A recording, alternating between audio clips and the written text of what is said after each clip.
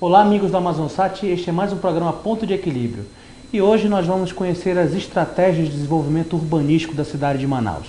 Vamos à matéria que a nossa produção preparou para você. O Instituto Municipal de Ordem Social e Planejamento Urbano, o IMPLURB, é o responsável pela execução de medidas que visam solucionar os problemas resultantes do crescimento acelerado pelo qual Manaus passou nos últimos anos. Com mais de 1.800.000 habitantes, a capital do Amazonas é a sétima maior cidade do Brasil.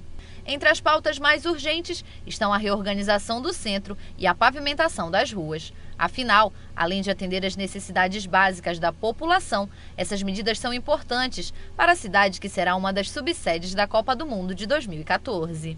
A nova administração já pôs em prática algumas ações emergenciais como a Operação Tapa Buracos e já entregou o novo acesso viário à Universidade Federal do Amazonas, obra importante para a fluidez do tráfego na área. Apoiar a população de baixa renda na expedição do Habite-se, promover a mobilidade urbana e investir em infraestrutura urbana que auxilie na rede de abastecimento e distribuição de água e na rede de energia elétrica também são metas do Instituto para os próximos meses. E para falarmos deste tema, nós convidamos hoje o presidente do Instituto Municipal de Planejamento Urbano de Manaus, o IMPLURB, o arquiteto e urbanista Roberto Moita. Presidente, seja muito bem-vindo, muito obrigado por ter aceito o nosso convite. Uma alegria, Marcelo, estar aqui falando sobre esse assunto, que sabemos que é do interesse de toda a sociedade de Manaus. E muito obrigado pelo convite, pela oportunidade de estar aqui discutindo esse assunto com vocês. Bom, aqui minha primeira pergunta é uma pergunta de ordem pessoal. Você lidera um dos escritórios mais bem-sucedidos da região, é extremamente requisitado como arquiteto e aceitou repentinamente o desafio e o convite formulado pelo prefeito Arthur Virgílio de assumir uma pasta voltada ao planejamento urbano da cidade de Manaus e, sem dúvida, um desafio gigantesco. O que te motivou a aceitar esse convite? Então, eu, além de arquiteto e de cuidar dos negócios dos nossos clientes e dos meus próprios, eu também sou um cidadão que eu considero um certo engajamento, né? Os assuntos públicos, as questões de interesse público sempre foram temas não só da nossa ação, no que a gente poderia fazer na iniciativa privada, como também temas de preocupação da gente nas redes sociais, nas associações de classe. Não é? Eu já fui presidente do Estúdio de Arquitetos, fui presidente do CREA, sou atualmente suplente de conselheiro no Conselho de Arquitetura e Urbanismo. Eu participei da fundação de entidades cidadãs em Manaus, a Associação dos Amigos de Manaus, lá nos anos 90, foi uma experiência de cidadania muito interessante. E, recentemente, movimentamos nas redes sociais um grupo do qual você também nos fez parte e contribuiu em muitos momentos de uma forma decisiva no debate de uma agenda da cidade assim mais próxima, mais contemporânea, né? Que era o grupo Manaus Debates Necessários. Então, esse engajamento cidadão sempre me colocou muito próximo do que poderia se chamar assim, de uma agenda do interesse público. E eu avaliei que estava no momento de atender esse chamamento. Achei que o convite do prefeito não só me honrou bastante pela confiança, pela distinção, mas também que eu estava preparado para responder, preparado para dar uma cota do meu tempo, da minha vida, para essa cidade que tanto me recebeu. Como você sabe, eu sou cearense de nascimento, mas já vivi no Amazonas, em Manaus, muito mais do que em qualquer outra parte do planeta. Então, me considero amazonense por adoção. E essa cidade, então, que tanto me proporcionou, onde eu desenvolvi minha carreira, onde a gente implementou tantos projetos importantes na iniciativa privada e alguns poucos no setor público, mais recentemente a Ponta Negra, lá nos anos 90, um plano embrionário que não teve depois seguimento de recuperação do próprio centro histórico.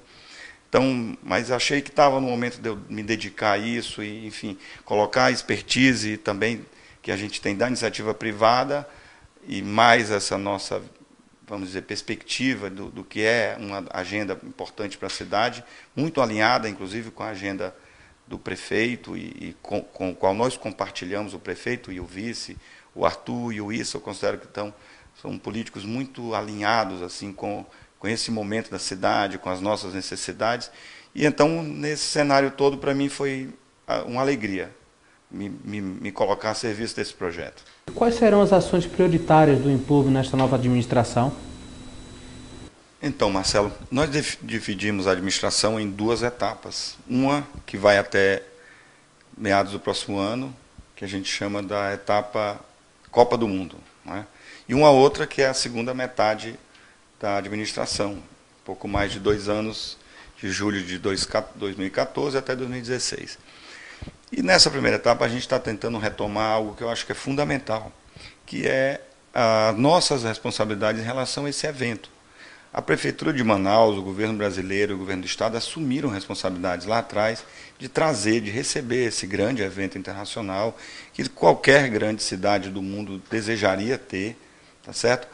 E os investimentos foram feitos, muito trabalho, você mesmo participou desse processo de trazer a Copa do Mundo para Manaus, ainda no governo Braga, com a prefeitura do então prefeito Serafim Correia, né, que foi um grande ganho para a cidade. Nós sabemos a importância de um evento dessa natureza e, independentemente disso, a prefeitura tem obrigações. Nós estamos retomando essas obrigações dos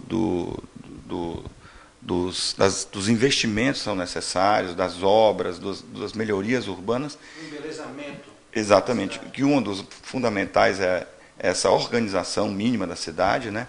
E esse programa a gente está trazendo para o que a gente chama de primeira etapa da reforma urbana, que vai até o início do próximo ano, até o mês de abril, maio, que é quando Manaus deve começar a receber os primeiros visitantes.